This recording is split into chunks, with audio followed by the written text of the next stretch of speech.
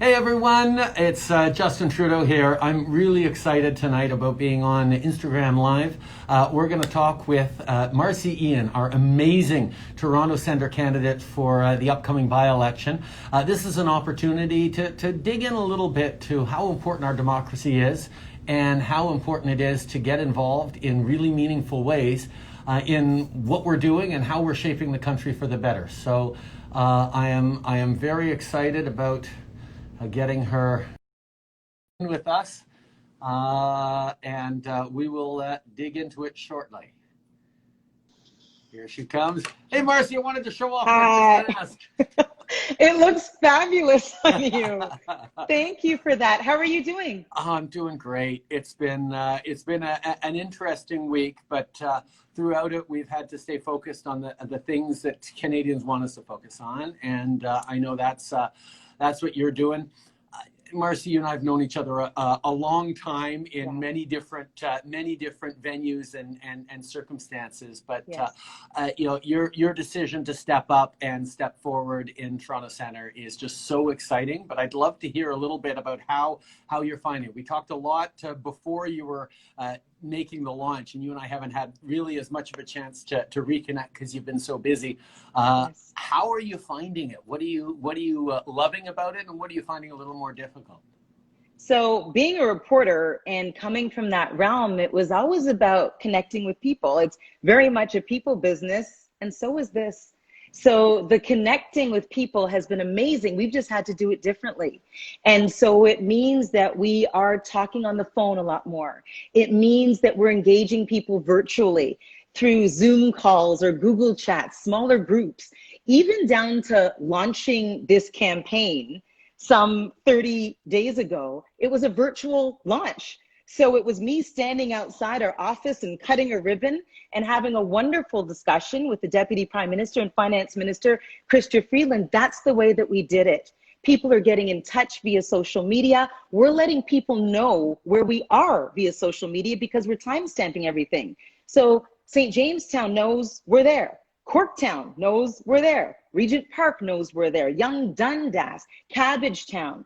And so it's been different, but the core, the connection with people and hearing what matters to them is at the basis of this. Well, you understand that. I mean, that's one of the things that I've been really interested in through this pandemic is I'm doing a lot of virtual events. So instead of traveling to a great community across the country, maybe doing one stop or two, I'm able to do 3 or 4 different stops in totally different parts of the country. So you can actually get more connections in terms of number, but you really have to work hard to draw people out a little more on social media. Although people are getting used to it. We're doing so much more of this that I think it's really going to change the way we engage and the way we connect with people even after this pandemic. But absolutely. I think one of the things people are really learning is just how important it is to pull together and lean on each other as communities. And if there's anything this pandemic has shown is that really matters. How do you feel? I mean, the connecting with people is something you've already done. Connecting with them on putting yourself out there to serve and to represent instead of making them the story, as you always did as a reporter. How's that shift going? Well, the shift started, I'll tell you, when I started a talk show. Being in news, the neutrality had to be there because, as you say, it was about connecting with people but telling their stories. When I started on the talk show, it meant telling my own. And that's where, when I look back at this, that's where it all started because I started speaking out about social issues. I said, listen, Black Lives Matter, BIPOC issues matter, LGBTQ2S plus issues matter, more women in politics matter, more diversity at the table matter. And when I started doing that, I started hearing from people who said, can you please keep talking about this? Because guess what? You're not just telling us about your life, you're amplifying ours. And so that has been the biggest thing. I've talked to a couple of people who said, didn't I just see you on TV the other day? You're doing what now? And I said to them, and I have said, I thought that I'd put some action behind the words. I thought that it's one thing to call for these things and say that as a country we can do better working together. It's another thing to get out there and throw my hat into the ring and try and serve. You know, I think back, and you know, I think it was probably around 10 years ago or so, if not more, that we did our first, well, the first interview I can remember where I was in a classroom and you were working on AM. I think there was this whole thing we did, and you were very much the professional journalist connecting things.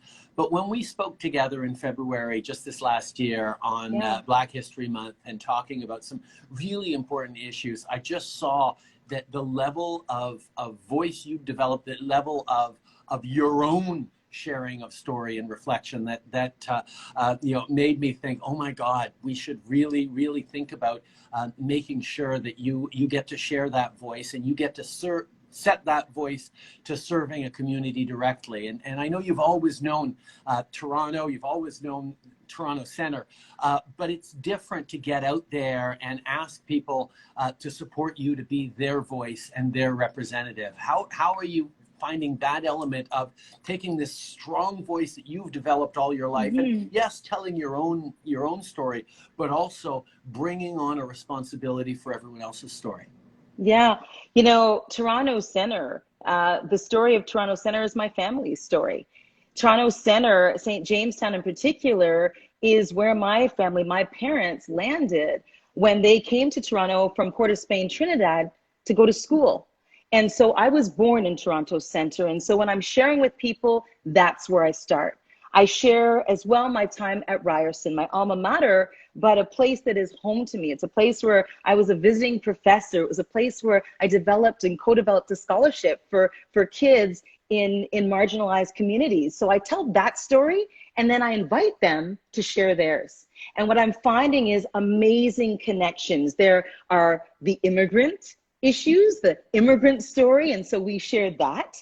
But then it's, Marcy, you know, I've got a family, we are in the middle of a pandemic, and people are telling me that they appreciate what our government has done. And I'm hearing a lot of that, a lot of, you know what, if not for the wage subsidy, the local businesses, which are the bedrock of Toronto Centre, many of them have said to me, we wouldn't have been able to make payroll. We would have had to close our doors. So there are a lot of stories about how the government and what we're doing is working for people, but it starts with sharing the personal stories. And I find that once you're willing to share yours and say, this is why I'm here, I want to serve you, this is a full circle moment for me, they will then share theirs. And that's where the conversation, the great conversations start. And frankly, you know, my team that's out with me, they've had to pull me away because, you know, sometimes it's 20 minutes, 30 minutes later and so engrossed in conversation, but that's the beauty of what this is all about. It really is, and that comment you're making about how people are really feeling the difference. You know, it's easy to think of sort of the federal government as being distant from people's lives, and a lot of times it is. I mean, the municipal governments, even provincial governments, tend to intersect more closely with people's lives. But during this pandemic, it was obvious that we needed to step up as a government and be there directly for people. And as you say, the CERB, the wage subsidy, the emergency business account, all the different things that we directly did as a federal government to support people made a huge difference, not just in people's ability to make it through, even though they might have lost hours or even lost their job, particularly during the spring, but our ability to control the pandemic starts with people being confident about their institutions and their community, able to support them, and their ability to continue to support their family and have optimism about the future. And that, I think, is one of the things that has distinguished Canada from many other countries, where people are understanding that, you know, we made a promise, we're going to have people's back. I'm committed to people that we were going to connect and support everyone, whatever it takes, for as long as it takes. And a key part of that is making sure that we have really strong voices grounded in the community to tell us, you know, what the supports are needed, where the gaps are that we can fill. I mean, direct help to a whole bunch of people, but a lot of help to organizations, to shelters, to community, leaders and groups that are really out there catching the people falling through the cracks in this That's pandemic. right. And that's where having someone with your voice and your connection with people to join our team and to really make us better understand where those gaps are and who the people are that are most vulnerable. I'm just so excited about bringing you to Ottawa to be that voice for people. Thank you so much. I've said to people along the way, listen, I operate in an open door policy. So I want to hear from you. This is a team effort. I want to know what you need. I want to know how we can help. So please come see me. If Toronto Centre sees fit to elect me come Monday, please come see me. Please email. Please know that we're here for you. And, our team has said, your office is going to be quite full. And I said, good. Good. I said, good. The inbox will be full. I said, good. That's the way I want it. Well, I mean, you bring up the key point. This is all going to happen on Monday. And I know you and your team have been working incredibly hard to connect with people, to draw people out, to make sure that people know, because by-elections are always a little bit under the radar. Make sure that people know that there's an election coming, election on Monday, that people have to get out and vote. And the layer of the pandemic that makes it a little more complicated. We don't get to hold those big rallies and get that broad attention that we do. It's much more personalized, and I know you've been making a lot of phone calls. Yes. and people have been really careful about getting out there, knocking on doors in a careful way. But I think the big message that I really want to send as well is everybody needs to step up and get involved. Everybody needs to make sure that between 8:30 and 8:30 in the evening on Monday, you get out and vote. And I know people are worried about the pandemic, people are worried about health and safety. Let me reassure you, Elections Canada has made it quick and easy and mostly safe. There's PPE, everything's being disinfected. We need to show that our democracy is strong. We need to show that people are able to make it through. We don't take things for granted. Even in a difficult time of a pandemic, we can keep people safe, and people can make sure they have the right voice representing them. So that's why I'm really calling on people to get out and do their part, because we really need to make sure everybody speaks up to send you to Ottawa. Thank you so very much. And I would echo that, and also just say volunteers have been a huge part of this. You mentioned, people stepping up. Volunteers have, from working the phones and connecting with people that way, to putting signs out, to doing whatever they can. And we are nothing without them. So want to give a huge shout out to them. Oh no, it's absolutely amazing, the folks who step up. I mean, the community that gets created as people come together and realize this is a way I can make a difference in my community. This is a way I can help advance the causes that matter to me. Step up, sign up, get involved. And I know you have lots of great volunteers, but we're always looking for more. So anyone watching saying, oh man, I'd like to get involved, it's too bad I missed it. You didn't miss it. No. There's still 4 more days to go of people getting out there and getting involved. If you want to reach out to Marcy's office, please do. Let them know that you want to help out, you want to volunteer. Maybe it's make a couple of phone calls, maybe it's go out and knock in some doors, knock in some lawn signs, or a chat with some people. These are the things that really drive our democracy forward, when people are committed and believe in things. And in order to make it really work, we need people willing to step up and put their name on a sign and offer themselves in service to their neighbors and to their community. And I am just so deeply grateful that you have, Marcy, and I'm so excited about making sure that your voice resonates strongly, not just across Toronto Centre, but across the country, with really important measures to move forward on. Oh, Prime Minister, thank you so very much. And I want to thank you for your support, because I'm reflecting, and I have been, on a quick conversation that we had. And you said, remember, Marcy, all the reporting skills, those reporting skills that you have, they're transferable. And the voice that you have means that voice can now be put with action. And that's important. And I haven't forgotten that along the way. So thank you.